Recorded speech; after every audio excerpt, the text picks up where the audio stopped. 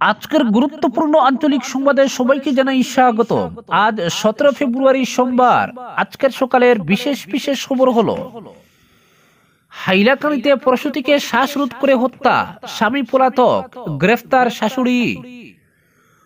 5 গ্রাম ও বদরপুর বাইপাসের কাজ শুরু শীঘ্রই, ঘোষণা সাংসদ মিশন রঞ্জনের। ক্যাবিনেট সিদ্ধান্ত, চিরাঙ্গে হচ্ছে স্বামী বিবেকানন্দ বিশ্ববিদ্যালয়।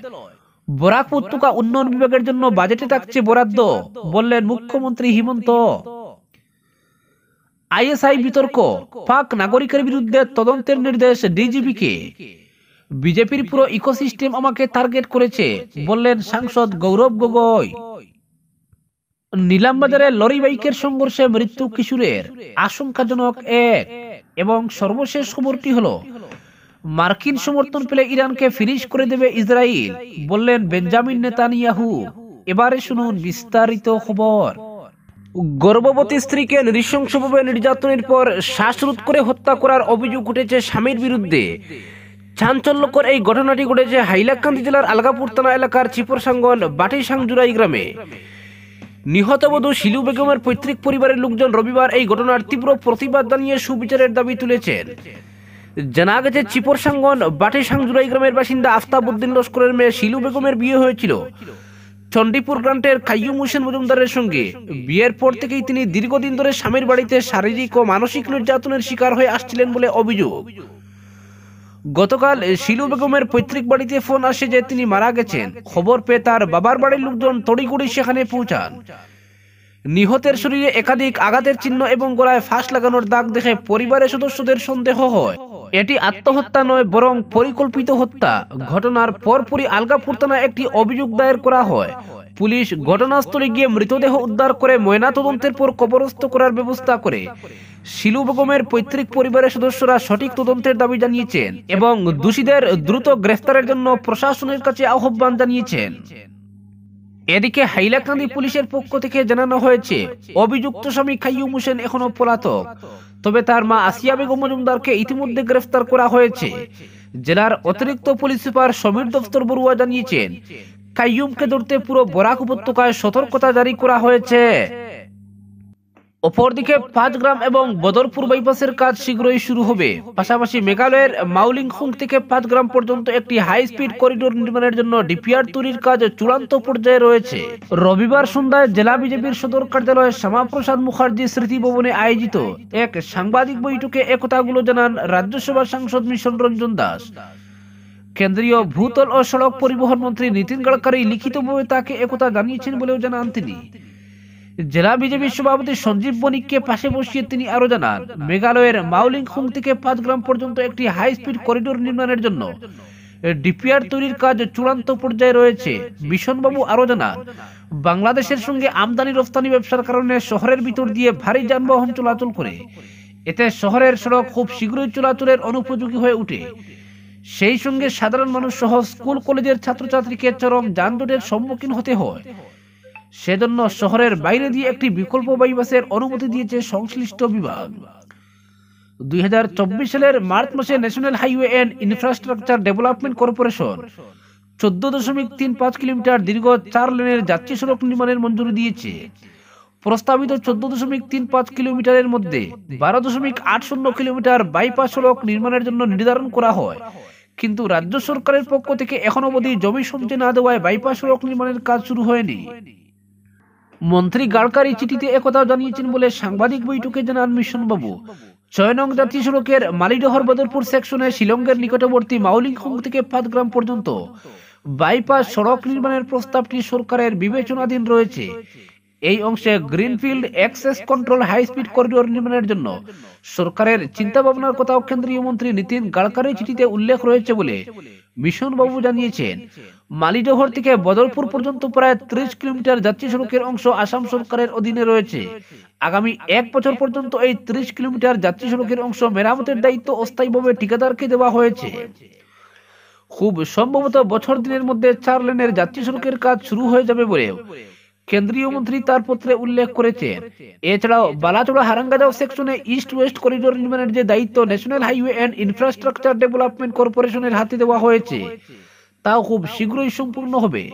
তবে এতে রাজ্য সরকারের সদর্থক সহযোগিতার প্রয়োজন রয়েছে বলে পত্রে উল্লেখ করেছেন কেন্দ্রীয় ভূতল ও সড়ক পরিবহন মন্ত্রী মিশন রঞ্জন দাস। আরো বলেন, কেন্দ্রীয় মন্ত্রী চিঠিতে আরো জানিয়েছেন, শ্রীভূমি শহরের বুক চিরে যাওয়া 37 নং জাতীয় সড়কের বেহাল অবস্থা সম্পর্কে তিনি অবগত রয়েছেন। খুব শীঘ্রই শ্রীভূমি সুতারকান্দি জাতীয় সড়কটি যান চলাচলের উপযোগী করে তুলতেও নির্দেশ দিয়েছেন। ভূতল ও সড়ক পরিবহন মন্ত্রক থেকে আরো জানানো হয়, 2023 সালে এই সড়কটি অত্যন্ত জীর্ণ অবস্থায় রাজ্যের লোক নির্মাণ বিভাগের হাতে তুলে দেওয়া হয়েছিল।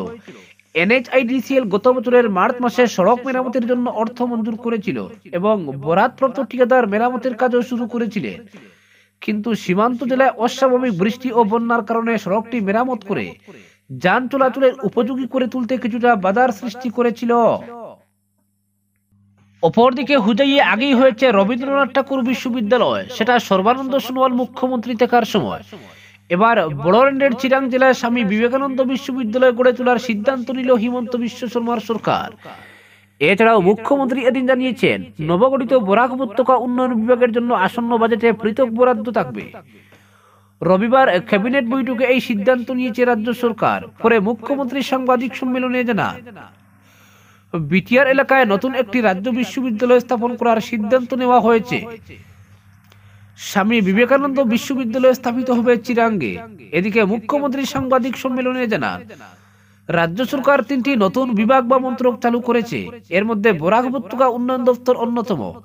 আসন্ন বাজেটে এই 3টি মন্ত্রকের জন্যই পৃথক বরাদ্দ থাকবে। বরাক উপত্যকা উন্নয়ন দপ্তরের জন্য বাজেটে আলাদা করে টাকা ধার্য করা হবে। এদিন ক্যাবিনেট রাজ্যের 8ম জাতীয় অভয়ারণ্যে সিলমোহর দিয়েছে। কুকরাঝাড় ও চিরাং জেলা জুড়ে জালাও ন্যাশনাল পার্কের নোটিফিকেশন জারির সিদ্ধান্ত নিয়েছে ক্যাবিনেট। 316.29 বর্গ কিলোমিটার বিস্তৃত এই অভয়ারণ্যটি হবে রাজ্যের 8ম জাতীয় উদ্যান। মুখ্যমন্ত্রী জানান, সারা দেশের মধ্যে সবচেয়ে বেশি ন্যাশনাল পার্ক রয়েছে মধ্যপ্রদেশে। এবার আসাম 2য় স্থানে উঠে এসেছে। এটা আসামের পর্যটন সম্ভাবনায় নতুন দিশা দেখাবে। অপরদিকে আইএসআই বিতর্ক, পাক নাগরিকের বিরুদ্ধে তদন্তের নির্দেশ ডিজিপিকে। বিজেপির পুরো ইকোসিস্টেম আমাকে টার্গেট করেছে, প্রতিক্রিয়া সাংসদ গৌরব গগৈর। সাংসদ গৌরব গগৈর স্ত্রী এলিজাবেথ গগৈর পাকিস্তান সংযোগ বিতর্ককে কেন্দ্র করে আসাম ক্যাবিনেট গুরুত্বপূর্ণ সিদ্ধান্ত নিয়েছে। পাকিস্তানের প্রাক্তন রাষ্ট্রদূত আলী শেখের বিরুদ্ধে ডিজিপিকে তদন্তের নির্দেশ দিয়েছে রাজ্য ক্যাবিনেট। রবিবার এক সাংবাদিক সম্মেলনে ক্যাবিনেটের এই সিদ্ধান্তের কথা জানান মুখ্যমন্ত্রী হিমন্ত। পাশাপাশি মুখ্যমন্ত্রী জানিয়ে রাখেন, এই গোটা বিষয়টির সঙ্গে রাজনীতির কোনো সম্পর্ক নেই। পুরোপুরি দেশের নিরাপত্তার বিষয়ে নিশ্চিত হওয়ার জন্যই সরকার এই পদক্ষেপ করছে। সরকারের এই অভিপ্রায় ও অবস্থান তিনি কংগ্রেসের জাতীয় সভাপতি মল্লিকার্জুন খাড়গে ও রাজ্য সভাপতি ভূপেন বোরাকে চিঠি লিখে জানিয়ে দেবেন বলে হিমন্ত বিশ্ব এদিন বলেছেন। মুখ্যমন্ত্রী বলেন, পাকিস্তানের এই আলী শেখ বিগত সময়ে একাধিকবার সামাজিক মাধ্যমে আসাম এবং ভারতের অভ্যন্তরীণ ও সংসদীয় বিষয়ে মন্তব্য করেছেন। ওই ব্যক্তি পাকিস্তান সরকারের একজন প্রভাবশালী ব্যক্তি, পাকিস্তান সরকারের বিভিন্ন পরামর্শদাতা কমিটির সদস্য। ভারতের জাতীয় নিরাপত্তা বিঘ্নিত করা এবং আসাম সহ ভারতকে অস্থির করার কাজেও জড়িত এই ব্যক্তি, মন্তব্য করেন মুখ্যমন্ত্রী, যার ফলে ক্যাবিনেট বৈঠকে এই বিষয়ে গুরুত্ব আরোপ করা হয়েছে। মুখ্যমন্ত্রী বলেন, লোকসভার ডেপুটি লিডার গৌরব গগৈর পত্নী ব্রিটিশ নাগরিক এলিজাবেথ গগৈ পাকিস্তানের প্রাক্তন রাষ্ট্রদূত আলী শেখের সংস্পর্শে এসেছিলেন। জলবায়ু পরিবর্তন শীর্ষক লিড পাকিস্তান নামে এক এনজিওর প্রতিষ্ঠাতা আলী শেখ। এলিজাবেথ গগৈ বিয়ের আগে লিড পাকিস্তান এনজিওতে জড়িত ছিলেন। তিনি বলেন, ইতিমধ্যে আসামে আইএসআইয়ের ঘাঁটি স্থাপনের তৎপরতা বহু তথ্য উঠে এসেছে, যার ফলে আসাম সরকার এই বিষয়ে সতর্কতা অবলম্বন করেছে। ক্যাবিনেট পাকিস্তানের প্রাক্তন রাষ্ট্রদূত আলী শেখের বিরুদ্ধে মামলা রুজু করতে ডিজিপিকে নির্দেশ দিয়েছে। ভারতীয় ন্যায় সংহিতার বিভিন্ন প্রয়োজনীয় ধারা আরোপ করে ডিজিপি আইনি প্রক্রিয়া শুরু করেছেন বলেও জানান মুখ্যমন্ত্রী। হিমন্ত বিশ্ব বলেন, আলী শেখের সংস্পর্শে আসা বিভিন্ন ব্যক্তি ও প্রতিষ্ঠানকে তদন্তের আওতায় আনা হবে। আসাম ও ভারতে আলী শেখের নেটওয়ার্কের তদন্ত করা হবে। গৌরব গগৈ ও তার পত্নীকে তদন্তের স্বার্থে জেরা করা হতে পারে বলে উল্লেখ করেন মুখ্যমন্ত্রী। তিনি আশাবাদী গৌরব গগৈ এ ব্যাপারে তদন্তকারীদের সহযোগিতা করবেন। মুখ্যমন্ত্রী এদিন বলেন, সাংসদ গৌরব গগৈ বা তার পত্নী এলিজাবেথকে তিনি অভিযুক্ত করতে চাননি, বরং গৌরবের প্রতি সহানুভূতির দৃষ্টিভঙ্গি রয়েছে তার। তিনি আশঙ্কা ব্যক্ত করে বলেন, গৌরব গগৈ কোনোভাবে ষড়যন্ত্রের বলি হতে পারেন, হয়তো তিনি তার অজান্তেই ফেঁসে যেতে পারেন, মন্তব্য করেন মুখ্যমন্ত্রী। এদিকে এলিজাবেথ বিদেশি নাগরিক হয়েও কিভাবে ভারতের নির্বাচনী ব্যবস্থা জড়িত হয়েছিলেন এ নিয়ে প্রশ্ন তুলেছেন মুখ্যমন্ত্রী। তিনি বলেন, বিদেশি নাগরিক হয়ে এলিজাবেথ ভিসা নীতি অমান্য করেছেন। গত দুটি নির্বাচনে এলিজাবেথের প্রত্যক্ষভাবে জড়িত থাকার অভিযোগ আনেন মুখ্যমন্ত্রী।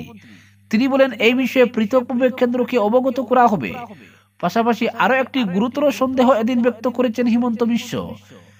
তিনি বলেন, প্রয়াত তরুণ গগৈ মুখ্যমন্ত্রী দেখার সময় তার বাসভবন ও অফিসে নিয়মিত যাতায়াত ছিল এলিজাবেথের। সে সময় মুখ্যমন্ত্রীর অফিসের এখতিয়ারে থাকা কোনো নথিপত্র এলিজাবেথের হস্তগত হয়েছিল কিনা এটা উদ্বেগের বিষয়। এদিকে আইএসআই কানেকশন বিজেপিতে রয়েছে, কংগ্রেসে আইএসআই প্রবেশ করতে পারেনি, এই মন্তব্য করেছেন লোকসভার ডেপুটি লিডার তথা সাংসদ গৌরব গগৈ। আইএসআই যুগ সংক্রান্ত তার এবং তার পত্নীর বিরুদ্ধে উত্থাপিত অভিযোগ নস্যাৎ করে এদিন আগ্রাসী রূপে দেখা গেছে গৌরব গগৈকে। রবিবার গুয়াহাটির মানবেন্দ্র কমপ্লেক্সে আয়োজন করা এক অনুষ্ঠানে অংশগ্রহণ করে তিনি বলেন, বিজেপির সমগ্র ইকোসিস্টেম তাকে টার্গেট করেছে, যাতে তাদের ধারাবাহিক আক্রমণে ধরাশায়ী হয়ে তিনি রাজনীতি থেকে সরে দাঁড়ান বা দল পরিবর্তন করতে বাধ্য হন। তবে তিনি বিজেপিকে সতর্ক করে দিয়ে বলেন, তিনি প্রয়াত তরুণ গগৈর পুত্র, বিজেপির কোন শক্তি তাকে দমাতে পারবে না। আইএসআই যুগ প্রসঙ্গে গৌরব গগৈ বলেন, আইএসআই এজেন্ট বিজেপিতে রয়েছে, কংগ্রেসে নয়। মধ্যপ্রদেশে বিজেপির আইটি সেলের এক নেতা আইএসআই এজেন্ট হিসেবে ধরা পড়েছিলেন, কিন্তু বিজেপি কোনো ব্যবস্থা গ্রহণ করেনি, এসআইটি গঠন করে তদন্তের নির্দেশ দেয়নি বলে কটাক্ষ সাংসদ গৌরব গগৈ। তিনি বলেন, 2016 সালে আইএসআই কে ভারতে প্রবেশ করার অনুমতি দিয়েছিল বিজেপি সরকার। একই সঙ্গে প্রধানমন্ত্রী নরেন্দ্র মোদীর পাকিস্তানে গিয়ে বিরিয়ানি খাওয়ার প্রসঙ্গ টেনে আনেন তিনি। হিমন্ত বিশ্ব শর্মার সমালোচনা করে তিনি বলেন, মুখ্যমন্ত্রী কথা বলতে জানেন না, সাংসদদের ব্যাপারে কিভাবে কথা বলতে হয় সেই নিয়ম নীতির জ্ঞান নেই তার। গগৈ বলেন, বিদেশ নীতি নিয়ে আলোচনার উদ্দেশ্যে তিনি যে ফোরাম গঠন করেছেন তাতে বিভিন্ন ধরনের লোক রয়েছেন। বিজেপির বহু বড় নেতাও যে তার এই ফোরামে অংশ নিয়েছিলেন তার তথ্য তিনি প্রকাশ করবেন বলে জানিয়েছেন গৌরব। বিগত 10 বছর ধরে কার সরকার দিল্লিতে রয়েছে প্রশ্ন তুলেন তিনি। গৌরব গগৈ বলেন, জনগণ রাজনৈতিক নেতাদের কাছে বহু আশা করেন, নোংরা ভিত্তিহীন রাজনীতি জনতা পছন্দ করেন না। তিনি বলেন, গত লোকসভা নির্বাচনের সময় তিনি বুঝতে পেরেছেন যে বিজেপি তাকে ভয় পায়। তিনি বিজেপিকে লক্ষ্য পরামর্শ দেন তাকে ভয় না করে আসামের জনগণকে ভয় করার জন্য। সাংসদ বলেন, আসামের জনগণ বিজেপির ব্যবহার পছন্দ করেন না, বিজেপি নেতাদের কাজকর্ম, কথাবার্তা, ব্যক্তিত্ব আসামের জনগণ পছন্দ করেন না। তার ও তার পত্নীর বিরুদ্ধে বিজেপির এই অপপ্রচার তাদের দুর্বলতা ও অস্থিরতা প্রকাশ করেছে বলে মন্তব্য করেন গগৈ। এদিকে কংগ্রেস নেতা মনোজ চৌহানের বিরুদ্ধে মুখ্যমন্ত্রীর মানহানির মামলা সম্পর্কে বলেন, যার মান আছে তার মানহানি নয়। মুখ্যমন্ত্রী হিমন্ত বিশ্ব শর্মাকে চ্যালেঞ্জ জানিয়ে তিনি বলেন, মুখ্যমন্ত্রী তার বিরুদ্ধে যতই ব্যবস্থা গ্রহণ করুন, তিনি সমগ্র দেশে মুখ্যমন্ত্রী হিমন্ত বিশ্ব শর্মার কেলেঙ্কারির ইতিহাস ফাঁস করবেন। অপরদিকে নিলামবাজারে লরি ও বাইকের সংঘর্ষে প্রাণ হারালো এক কিশোর। রবিবার রাতে এই ভয়ঙ্কর দুর্ঘটনা সংঘটিত হয় নিলামবাজার বেড়াজালে আসাম ত্রিপুরা জাতীয় সড়কে।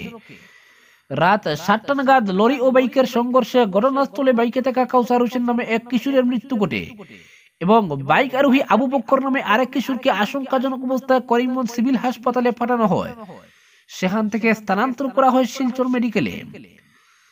জানা গেছে, করিমগঞ্জ থেকে নিলামবাজার দিকে বাইক নিয়ে আসার সময় বেড়াজাল মসজিদ সংলগ্ন জাতীয় সড়কে লরির সঙ্গে সংঘর্ষ হয়।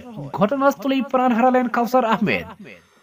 খবর পেয়ে নিলামবাজার পুলিশ পৌঁছে কাউসারকে নিলামবাজার প্রাথমিক স্বাস্থ্য কেন্দ্রে নিয়ে আসে এবং আহত অবস্থায় আবু বক্করকে করিমগঞ্জ সিভিল হাসপাতালে পাঠিয়ে দেয়। মৃত কিশোর রানীবাড়ি গ্রামের আলমাস হোসেনের ছেলে, কান্দি গ্রামের আব্দুল মানিকের ছেলে আহত আবু বক্কর বলে জানা যায়। অপরদিকে মার্কিন সমর্থন পেলে ইরানকে ফিনিশ করে দেবে ইসরায়েল, বললেন বেঞ্জামিন নেতানিয়াহু। ইসরায়েলি প্রধানমন্ত্রী বেঞ্জামিন নেতানিয়াহু বলেছেন যে মার্কিন সমর্থন পেলে তেল আবিব ইরানকে ফিনিশ করতে পারে। রবিবার মার্কিন পররাষ্ট্রমন্ত্রী মার্কো রুবিওর সাথে এক সাংবাদিক সম্মেলনের পর নেতানিয়াহু বলেন যে তিনি এবং ডোনাল্ড ট্রাম্প ইরানের কর্মকাণ্ড রোধে একমত হয়েছেন। তিনি আরো বলেন, গাজা যুদ্ধ শুরু হওয়ার সাথে সাথে ইসরায়েল ইরানের উপর বড় ধরনের আঘাত হানে। ট্রাম্পের সাহায্যের কথা উল্লেখ করে নেতানিয়াহু আরো বলেন, আমার কোনো সন্দেহ নেই যে আমরা কাজটি সম্পন্ন করতে পারবো এবং করব। এদিকে মার্কো রুবিও উল্লেখ করেছেন যে মধ্যপ্রাচ্যের প্রতিটি সন্ত্রাসী কর্মকাণ্ডের পিছনে ইরানের হাত রয়েছে। ট্রাম্প আগে বলেছিলেন যে তিনি ইরানকে ধ্বংস করার চেয়ে তার সাথে একটি চুক্তি করতে পছন্দ করবেন। প্রসঙ্গত, ইসরায়েল এবং মার্কিন যুক্তরাষ্ট্র ইরানের গুরুতর প্রতিপক্ষ হিসেবে বিবেচিত হয়। জো বাইডেন মার্কিন রাষ্ট্রপতি থাকার সময় দুর্বল নীতির কারণে তেমন সহযোগিতা পাচ্ছিল না ইসরায়েল, কিন্তু ডোনাল্ড ট্রাম্প আসার পরেই কার্যত অক্সিজেন পেয়ে গেছে ওই ইহুদি রাষ্ট্রটি। আজকের বিশেষ সংবাদ এখানেই সমাপ্ত।